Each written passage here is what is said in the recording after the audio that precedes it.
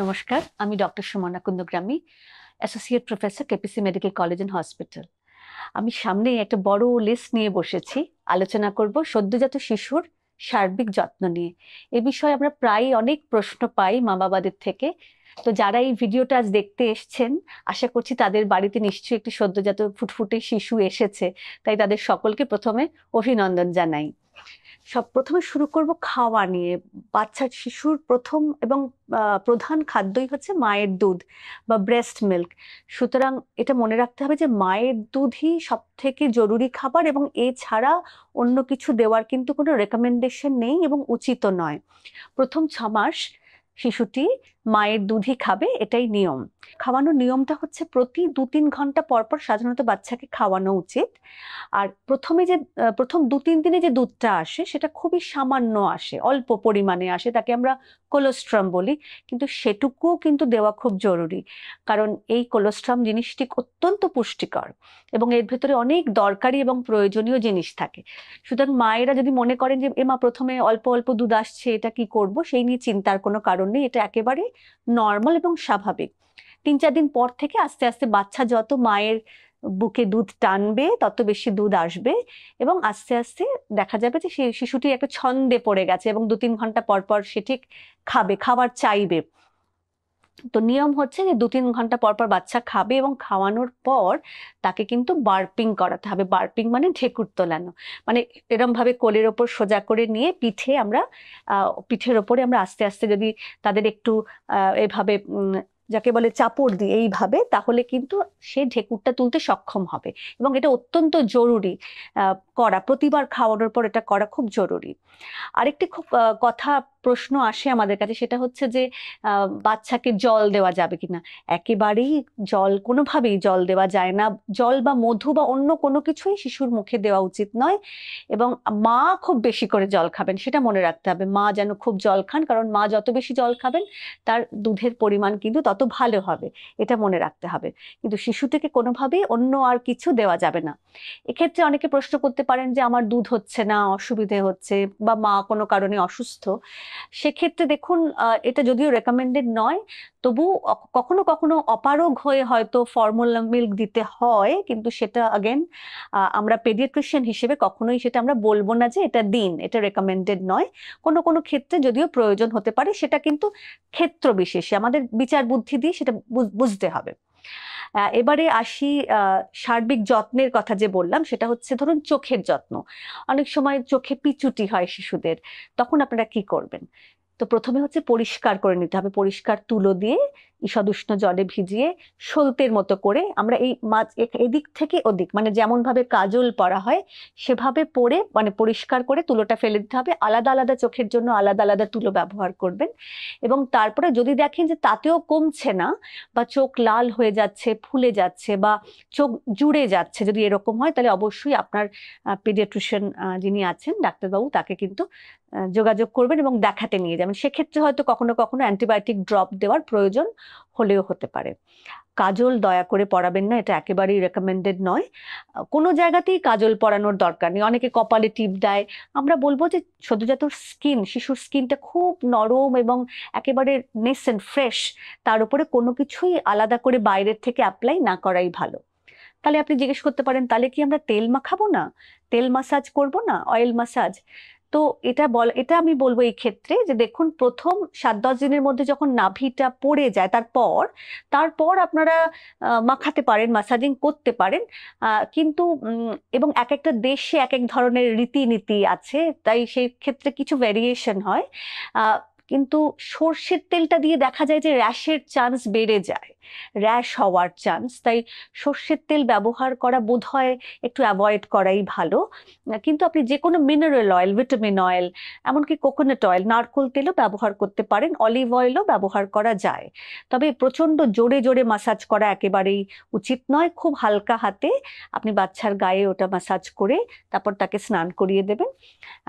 এটাই হচ্ছে নিয়ম। এবং স্নানের নিয়মটা বলি, স্নানের ঠিক নিয়ম বলবো না, যতক্ষণ না আম্বিলিক্যাল কর্ড বা নাভিটা পড়ে যাচ্ছে, যেটা সাধারণভাবে 7-10 দিনে পড়ে যায়, ততদিন পর্যন্ত আপনি বাচ্চাকে পরিষ্কার রাখার জন্য যেটুকু করণীয় সেটুকু করবেন। মানে ধরুন খাঁজগুলো, গলার খাঁজ বা থাই এর কাছের যে খাঁজগুলো, সেগুলো আপনি পরিষ্কার করিয়ে দেবেন।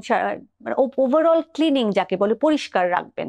কিন্তু খুব জল দিয়ে অনেক স্নান করানোর দরকার নেই। নাভিটা পড়ে যাওয়ার পর আপনি নিশ্চয়ই তাকে স্নান করাবেন ঈষদুষ্ণ জলে। এটা মনে রাখবেন, লিউকওয়ার্ম ওয়াটারটাই আমরা প্রেফার করব। এবং যখন স্নান করাবেন সাধারণত একটা বন্ধ ঘরের মধ্যে করানোই ভালো। জানলা দরজা যেন বন্ধ থাকে, ফ্যানটা অফ করে আপনি স্নান করান। খোলা দালানে, অনেকে ছাদে নিয়ে গিয়ে রোদে, এইসব না করানোই ভালো। হঠাৎ করে কোনো অসুবিধা বা ইনফেকশন হয়ে যেতে পারে। আহ, আর আরেকটা কথা হচ্ছে যে যখন আপনি স্নান করাবেন তখন সপ্তাহে মোটামুটি 2 দিন মতো আপনি সাবান, শ্যাম্পু ইত্যাদি ব্যবহার করতে পারেন। বাকি দিনগুলোতে আপনি শুধু জল দিয়েই বাচ্চাকে পরিষ্কার করাবেন বা স্নান করাবেন। যেদিন স্নান করালেন না সেদিন আমরা যাকে বলি স্পাঞ্জিং বা গা মুছিয়ে দেওয়া, সেইটা করিয়ে নেবেন। মোট কথা হলো বাচ্চাকে পরিষ্কার পরিচ্ছন্ন রাখতে হবে। তেমন বাড়ির যে পরিবেশটা, আপনি যেখানে বাচ্চাকে শোয়াবেন সেই জায়গাটা খুব পরিষ্কার রাখবেন। যদি মনে করেন বাড়িতে মশার উপদ্রব আছে, তাহলে অবশ্যই মশারি টাঙিয়ে রাখবেন। এগুলো লক্ষ্য করবেন। এবং বাড়ির টেম্পারেচারটাও খুব লক্ষণীয়। ধরুন গরমকালে আপনারা খুব চাইছেন, আপনাদের গরম লাগছে বলে আপনারা খুব চিল করে এসি চালিয়ে রেখেছেন, সেটা কিন্তু ঠিক নয়, কারণ বাচ্চার তাতে ঠান্ডা লাগবে। তো টেম্পারেচারটা এমন রাখবেন যেখানে আপনার, যেখানে মনে হচ্ছে যে বোধহয় আমার একটু গরম লাগছে, অস্বস্তি হচ্ছে, সেটা হয়তো বাচ্চার জন্য কমফোর্টেবল। এইটা লক্ষ্য রাখবেন। আবার এরকমও দরকার নেই যে তাকে গরম রাখার জন্য, অনেকে বলেন, জিজ্ঞেস করেন যে আমরা কি এক্সট্রা বাল্ব জ্বালিয়ে গরম রাখবো, এরকমও কিন্তু রেকমেন্ডেড নয়। আচ্ছা, এবার আসি জিভ পরিষ্কারের কথায়। জিভকে আলাদা করে পরিষ্কার করার কোনো দরকার নেই, মুখের ভেতরে হাত ঢুকিয়ে কিছু জিনিসই দেওয়ার দরকার নেই। যদি না দেখেন জিভের ভেতরে মোটা, খুব দইয়ের মতো মোটা স্বর পড়েছে, একটা স্তরের মতো, তখন আমরা সেটাকে থ্রাশ বলি বা ফাঙ্গাল ইনফেকশন। সেটা কিন্তু সারাতে গেলে আপনাকে ডাক্তারের কাছে যেতে হবে। তিনি দেখে একটা আপনাকে আলাদা করে অ্যান্টি ফাঙ্গাল কোনো ওষুধ, লাগানোর ওষুধ অনেক সময় আমাদের দিতে হয়। আপনি কি করে বুঝবেন যে কোনো অসুবিধা হচ্ছে কিনা? অনেক সময় মায়েরা বলেন যে বাচ্চা ঠিক করে খাচ্ছে না। তো বাচ্চা যখন না খায় তখন আমাদের অনেকগুলো বিষয় দেখতে হয় যে কেন বাচ্চা খাচ্ছে না। তার মধ্যে একটি হচ্ছে যখন জিভে এরম মোটা স্বর পড়ে বা থ্রাশ হয়, এক্ষেত্রে কিন্তু অবশ্যই আপনার ডাক্তারের কাছে যেতে হবে। এবার বলি যে কতবার ইউরিন বা পটি করা নর্মাল। তো বাচ্চা যখন ঠিক করে খায়, সাধারণভাবে সে দিনে অন্তত পক্ষে যেন 6 থেকে 7 বার তার যেন ইউরিন হয়, এটা দেখা দরকার। এবং পটির ক্ষেত্রে, পায়খানা করাটা কিন্তু রোজ নাও সে করতে পারে। সে অনেক বাচ্চা রেগুলার করে, অনেক বাচ্চা 3-4 দিনে একবারও করতে পারে, আবার দিনে 3-4 বার করে, এরকমও হতে পারে। এই প্রতিটাই নর্মাল। তাই অনেক মা বাবা যারা অ্যাংজাইটিতে ভোগেন, চিন্তা করেন যে বাচ্চা কেন পটি করছে না, বোধহয় কোনো অসুবিধা হলো, তাদের আমরা সবসময় অভয় দিয়ে বলি যে এটা চিন্তার বিষয় নয়। ইউরিনটা কিন্তু আরো বেশি জরুরি, ইউরিন প্রতিদিন সঠিকভাবে হওয়াটা আরো অনেক বেশি জরুরি। আর একটা খুব কমন প্রশ্ন যেটা আমরা পাই সেটা হচ্ছে যে বাচ্চা খুব আড়মোড়া ভাঙছে, যাকে বলে স্ট্রেচিং করছে, বা হেঁচকি তুলছে, হিক্কাপ, বা ধরুন হাঁচি দিচ্ছে কয়েকবার, বা ধরুন উইন্ড পাস করছে, ফার্ট করছে। সেগুলো কিন্তু সব নর্মাল। এগুলোর জন্য আলাদা করে কোনো ওষুধ দেওয়ার দরকার নেই, বা এটা নিয়ে কোনো চিন্তা করারও দরকার নেই। এগুলো কিন্তু সব নর্মাল। এবং বাচ্চা স্ট্রেচিং করলে আমরা খুব খুশি হই, তার মানে এটা নর্মাল, বাচ্চা নর্মালি যা করার কথা তাই করছে। আরেকটা ইম্পর্টেন্ট জিনিস হচ্ছে বাচ্চা ঘুমোবে কতক্ষণ। মা বাবারা বলেন যে ম্যাডাম বাচ্চা তো সারাক্ষণই ঘুমোচ্ছে। হ্যাঁ, সেটাই তো তাদের জন্য নর্মাল। তারা দিনের বেলা কিন্তু বেশিরভাগ সময় ঘুমোবে, এবং রাতের কিছুটা সময়, হয়তো 3-4 ঘন্টা তারা জেগে থাকবে। এটাই তাদের নর্মাল সাইকেল, জন্মের থেকে প্রথম 2-3 মাস পর। আস্তে আস্তে এই সাইকেলটা চেঞ্জ হয়ে যায় এবং আমাদের মতো নর্মাল সাইকেলে তারা এসে যায়। সুতরাং এই নিয়ে অযথা চিন্তা করবেন না। কিন্তু আপনার কাজ হবে বাচ্চা ঘুমোলেও তাকে কিন্তু ওই মোটামুটি 3 ঘন্টা, 3.5 ঘন্টার গ্যাপে গ্যাপে খাওয়ানো। এরকম যেন না হয় যে আপনি বাচ্চা ঘুমোচ্ছে বলে তাকে খাওয়ালেনই না এবং অনেকটা গ্যাপ হয়ে গেল। এক্ষেত্রে বলি যে আপনি কি কি দেখলে মনে করবেন যে বাচ্চাকে ডাক্তারের কাছে নিয়ে যাওয়া দরকার। মানে এমনি তো একটা 7-10 দিনে বাচ্চার চেক আপ বা ফলো আপ নিশ্চয়ই দরকার, কারণ আমাদের দেখা দরকার যে বাচ্চার ওজনটা বাড়লো কিনা, বা ধরুন বাচ্চার জন্ডিস আসছে কিনা, এলো কিনা, বা অন্যান্য সার্বিকভাবে বাচ্চা কেমন আছে, তার ফিডিং সংক্রান্ত, খাওয়া সংক্রান্ত কোনো অসুবিধা মা ফেস করছেন কিনা, বা মানে যারা নতুন মা হন তাদের অনেকেরই অনেক রকমের প্রশ্ন থাকে। তো সেগুলো নিয়ে আলোচনা করার জন্য আমি বলবো প্রথমে মানে ডিসচার্জ হওয়ার পরে অবশ্যই 10 দিন নাগাদ একবার, ওই সময়টা একবার এসে আপনার ডাক্তারবাবুর সাথে অবশ্যই দেখা করে নেবেন, কারণ এই সময়ের চেক আপটা খুব জরুরি। এছাড়া কি কি দেখলে আপনারা ভাববেন যে আমাকে বাচ্চাকে নিয়ে যেতে হবে? যদি দেখেন যে বাচ্চা একদম ইউরিন করছে না, অনেক কম বার তার ইউরিন হচ্ছে, বা সে ধরুন একদম খাচ্ছে না, খুবই কম খাচ্ছে, বা লেথার্জিক, খুবই একটা যাকে বলে নেতিয়ে আছে, তাকে ঠিক ডেকে তোলা যাচ্ছে না, এরম যদি হয়, বা জন্ডিস হলো, গাটা একদম হলুদ হয়ে গেছে, বা এছাড়া অন্য আর যা দেখছেন আপনার সেটা স্বাভাবিক মনে হচ্ছে না, এইগুলো দেখলে কিন্তু অবশ্যই আপনাকে বাচ্চাকে তার ডাক্তারবাবুর কাছে নিয়ে যেতে হবে। আরেকটি খুব জরুরি কথা, সেটা হচ্ছে বাচ্চাকে যখন শোয়াবেন তখন চেষ্টা করবেন সোজা হয়ে শোয়াতে, মানে পিঠটা যেন, যেমন আমরা নর্মালি শুই, চিত হয়ে শোয়া, সেভাবে শোবে।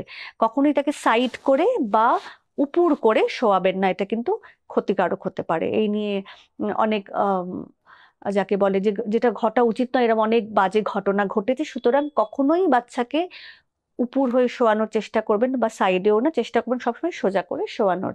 হ্যাঁ, কখনো কখনো মাথাটা একটু এদিক ওদিক ঘোরানো যেতে পারে, যাতে করে মাথার শেপটা ঠিক থাকে, তবে সাধারণভাবে ঠিকই থাকে, এর জন্য আলাদা করে কিছু করতে হয় না। আম, আরেকটা কথা ভাবলাম যে বলা দরকার, সেটা হচ্ছে ভ্যাকসিনেশন বা টিকাকরণ।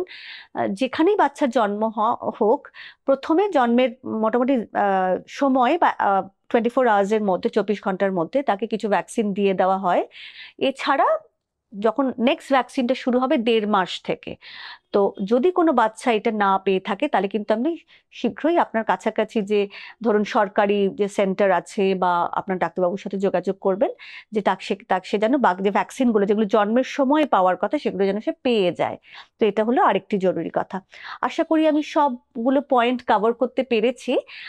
আশা করি এতে আপনাদের সকলের উপকার হবে। যদি আপনাদের এছাড়াও কোনো প্রশ্ন থাকে, তাহলে দয়া করে কমেন্টে জানাবেন, আমরা চেষ্টা করব তার উত্তর দেওয়ার। সকলে ভালো থাকবেন। নমস্কার।